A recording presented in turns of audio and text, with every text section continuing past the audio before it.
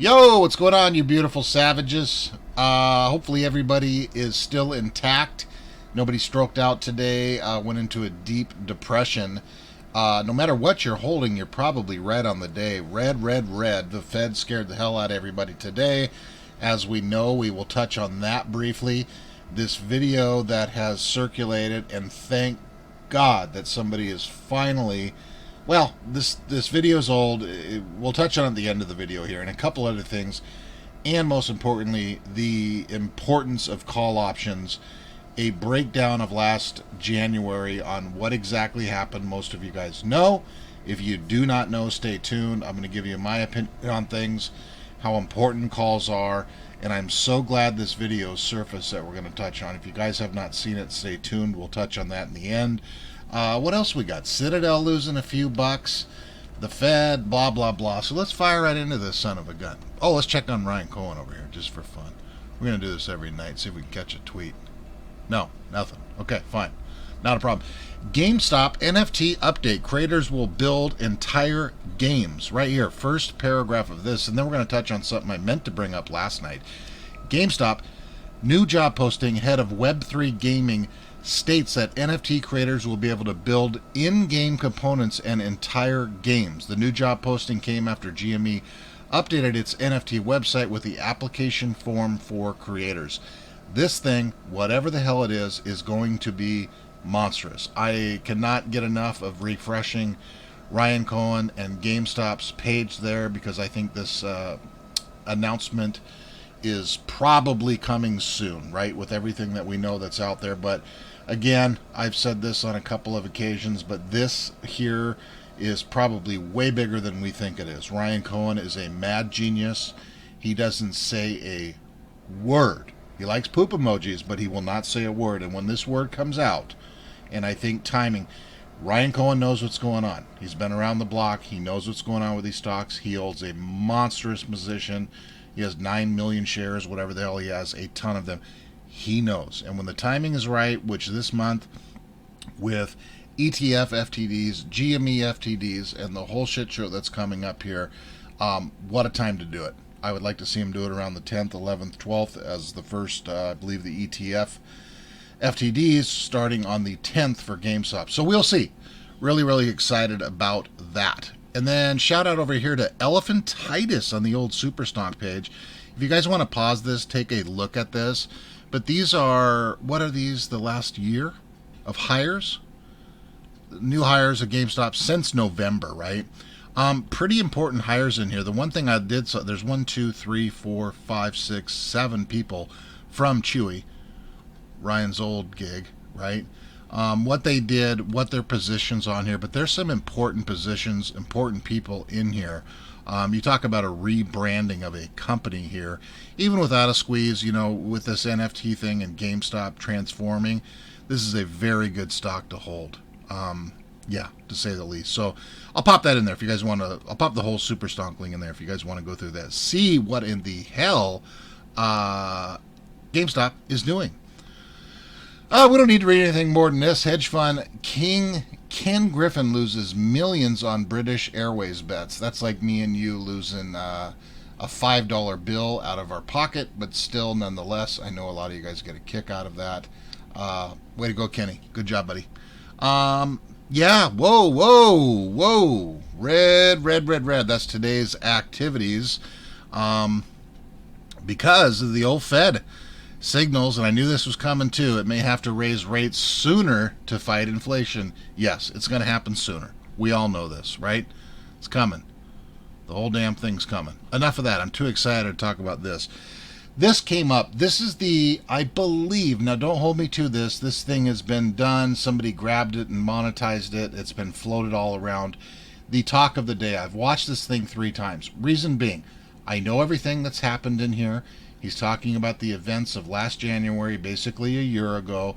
And it's crazy in here, too. If you don't know who Charles Grandante, I believe that's how you pronounce his name is, just a veteran. The guy's 76 years old, has a family office, been around hedge funds. He knows his shit. He names Reddit in here. He names Keith Gill right off the top of his head. Boom, boom, boom. but this was at a corporate government event. I believe this was November 1 of 2021 right here. This is the oldest upload I can, and I couldn't find much on there. Regardless, pretty recently done, and he speaks on this. I want to watch this video with you guys. It's been out. There's some funky stuff going on over on Superstock too. Some downvotes, upvotes are missing.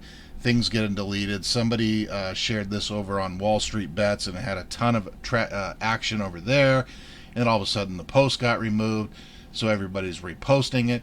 But this is very important for a couple of reasons too. The call options thing, like I announced in the beginning, like I talked about in the beginning here, that I would talk about and give you my opinion on it.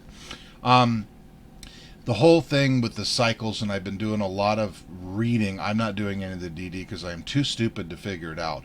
But the whole cycles and everything that goes on, especially with GameStop and call options and gamma exposures and this and that and the other thing, it's a monstrous deal. This guy obviously knows this stuff, right? We touched on that.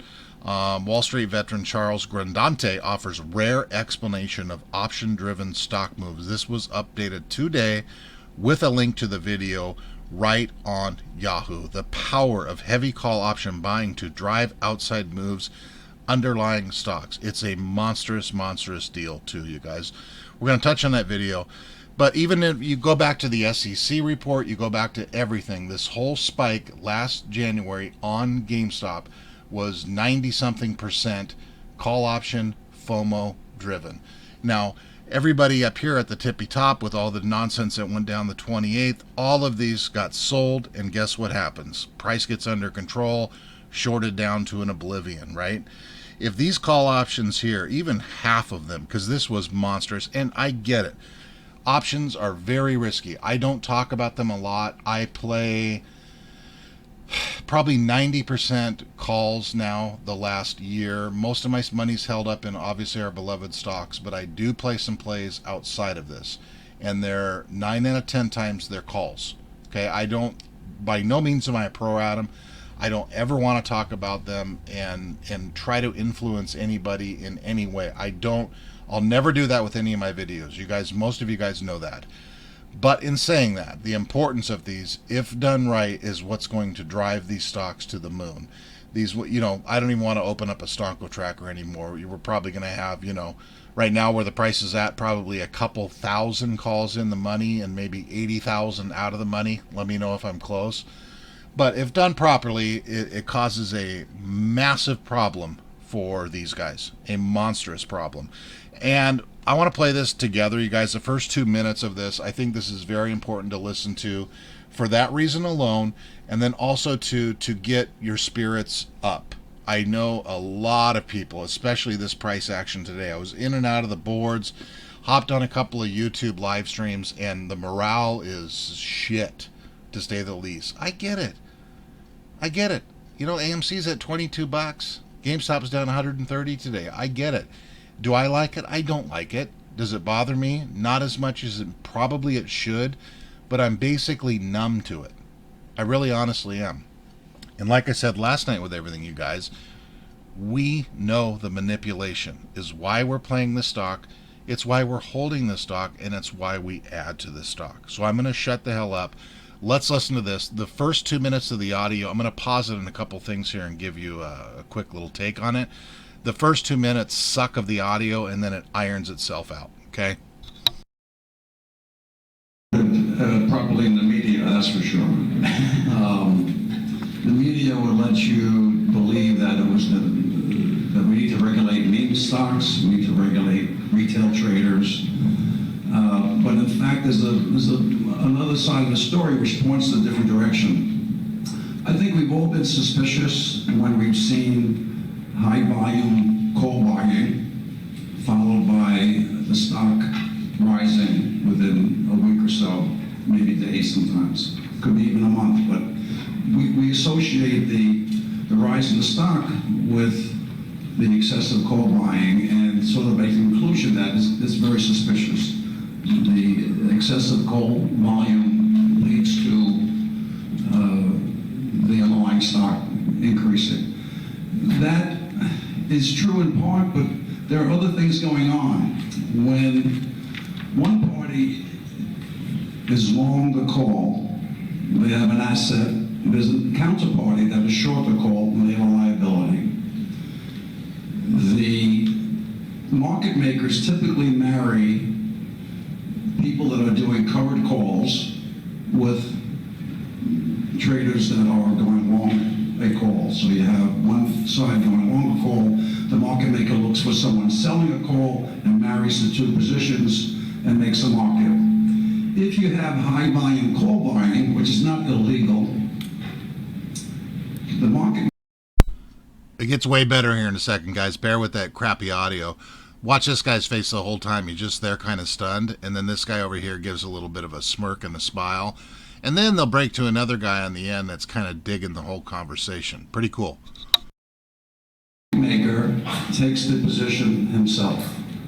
And as I'm reading the media, you never hear much about market makers doing this. I mean, they pointed to Citadel, but they don't really explain what goes on. The excessive call buying forces Citadel or any other market maker to take the other side position. So now you have the retail traders in GameStop long the call, and you have Citadel or some other market maker short the call.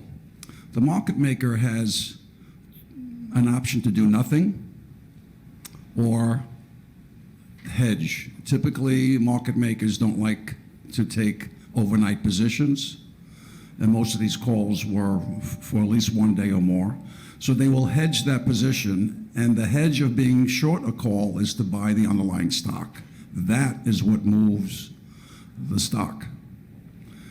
So in as much as we can marry long call buyers with covered call sellers, nothing happens to the underlying stock other than information flow about the stock causing the stock to go up for fundamental reasons or technical reasons, momentum, moving day average, whatever. But insofar as the volume on the long side exceeds the natural offsetting volume on the short side, the selling side, the market maker steps in, must hedge their position, and that creates the balloon up. Now, I watch CNBC, I watch Bloomberg, I read all this stuff, and has anybody heard that explanation? Great. Sound familiar, guys, with the media? Huh? Even the hedge fund pro knows. Surprised he listens to anything on the media, right? But I'm very disappointed, and it's not uncommon that even the regulators are just starting to, I think they understand this, the ones in senior positions, but they don't know how to handle it.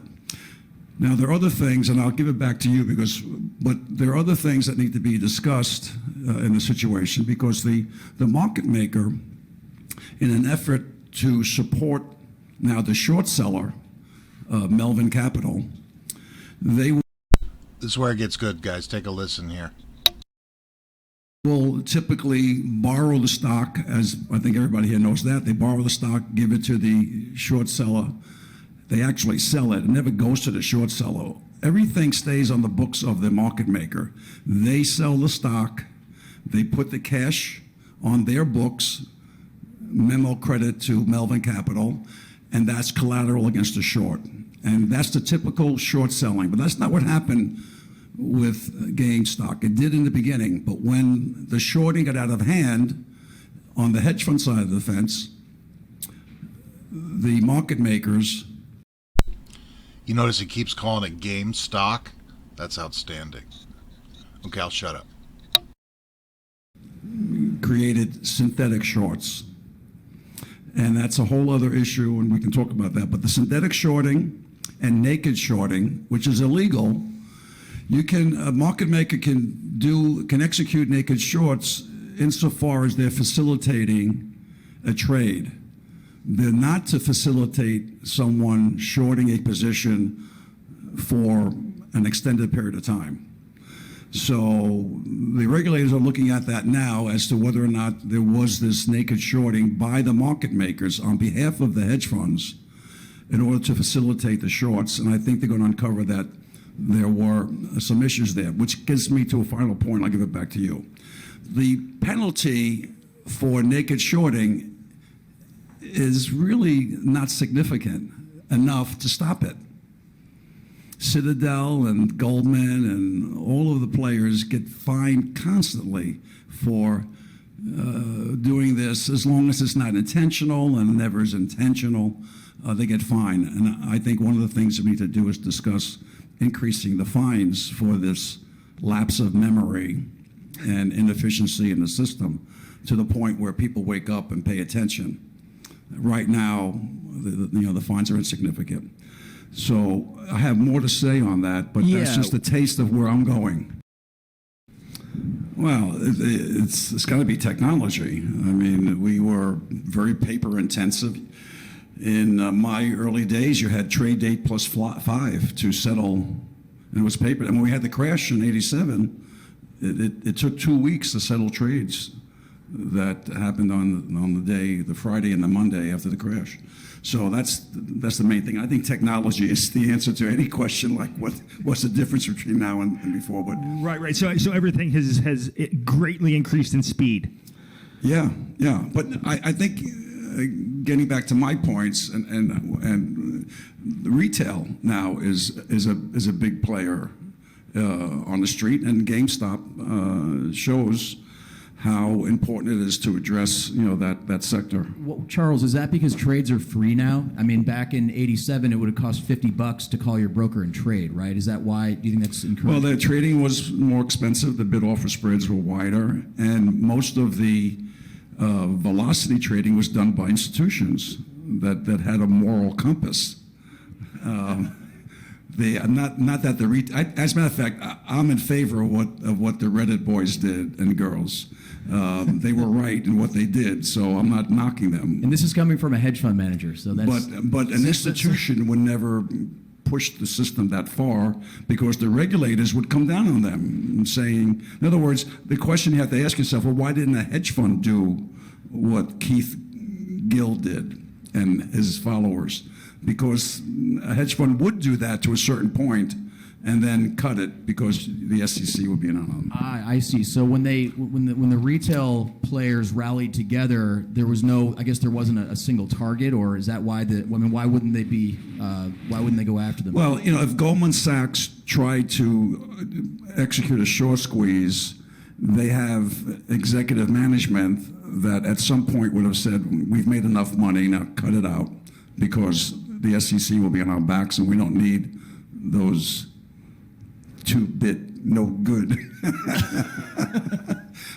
So that's important. Whereas the retail guys just said, "Hey, if Plotkin can short, over 100%, or Plotkin and his cohorts could short over 100% of the float, why can't we buy enough calls equal to 100% of the outstanding or the float?" So it was an even up playing field, just that the moral compass is different. The hedge funds got a little bit of a more moral compass, not that much more, but a little bit more. Well, and Charles, I think you told me that it doesn't take a rocket scientist to realize there's a risk of a squeeze when you have over 100% of the float. I was surprised when they had the congressional hearing that they tried to set the retail side up for a fall. But it's really the hedge fund world. I mean, poor risk management. Once you see the exchanges reporting that 100% of the float is being shorted, and there's synthetic shorts to carry it up to 140% or thereabouts, it only takes a 10% move in the stock to start some shorters to think about covering the short. Most hedge fund managers will start covering their losses if they're long and the stock goes down 10%. At 10% is sort of the demarcation. And if they're short and it goes up 10%, they start covering. There's a simple mathematics. If the stock goes from 100 to 90, you only need 10%, 10.5% to get back to break even. So you start cutting your losses at that point. At 20%, you either double down or cut the position out altogether. Now, Charles, I want to ask you about something I think we've discussed in the past. We're obviously very, very big fans of NASDAQ here, but I was talking to a NYSE market maker, and he said he felt sick to his stomach that day when you could only put in sell orders for that list of stocks. How did that come about? Well, a market maker was sick to his stomach when you can only put sell orders in. Listen to that. And old Chucky here, he knows what's going on. He's naming Reddit, Keith Gill. He's talking like one of us. Outstanding. Like I was alluding to before, the market makers were basically selling to Robinhood and the Reddit crowd naked calls, long, and they were short the call because it's double entry accounting. Somebody's long and somebody's short, and the market makers did not hedge in the beginning. But then when they started hedging, because the volume of calls went to the point where it became dangerous, the hedge to a short call is to either buy another call or buy the stock. And it's much easier to go in and buy the stock electronically than to start. So they bought the stock, and in buying the stock, they were moving the price up. And their attitude was, this call buying will stop, so let's buy the stock, hedge our current position, and hope that the buyers of these calls stop. But they didn't. They just kept going and going and going. So the buying of the long stock on the short call became the issue. And so it got to the point where the exchanges and regulators were aware that market makers were becoming illiquid. They had to settle these trades, and they need capital to do that. And they were spending their capital, which is on the to cover the short call, and then that's what. Okay, that's enough. God damn it, that pisses me. Can you imagine if that buy button wasn't taken away last year? See what I was saying last night? Last resort is crime. What they did was crime. Okay, I'm not going to get pissed. Share this thing out to the moon and back. This is a good little refresher. He knows what's going on. I mean, we're talking a year later, and this guy knows everything, names everything. That was a big deal, you guys. That was a big damn deal. Buy and hold, savages. Okay, well, let's check Ryan Cohen on the way out. I mean, why wouldn't we? God damn, that pissed me off. That's a good little refresher, though, right? Okay, nothing. Okay, guys, that's it. We went long as shit, but that was an important one. I know it's out there, but even if we can grab a couple people that haven't seen it, it's important stuff. All of this is important. But the price, screw the price. Don't look at it. And I'm not kidding you guys when I tell you this. I have a Vanguard account that I log in from. I don't use from my computer. It has a little bit of AMC in it and GameStop and some long positions on it, right? I have Fidelity and TD Ameritrade on my that I use that I can log into and you know, like we all do, click and check the crap on your phone. I have not logged into either one of those accounts since December 28th. I don't even want to look at them. It's a mess. It is a mess. I've got call options in there that I know that I'm 80, 90, 70, 80, 90% down in right now. They're dated out, thank God, to some of them January, some February, and some April. But still, I don't want to look at that mess. So if anybody's having any struggle out there, don't look at it. Just don't even look at it. Screw it. Okay, guys, love you. Hopefully that cheered you up somewhat, right? Let's see what the hell tomorrow brings. It can't get any worse. That's for damn sure. All right, guys, love you. Talk to you later. Oh, by the way, sorry. If you guys need me, hop on that stupid Twitter and send me a message over there. I'm running out of time to go through all the comments if you haven't noticed. I'm not trying to not do it. I did it a lot since the beginning. But if you need me with anything, blast me off. An email is on the community page. And then the damn Twitter, I know some of you guys don't use Twitter, is right below the link to the video, right below the title of the video. You know what the hell I'm talking about. Okay, guys, later.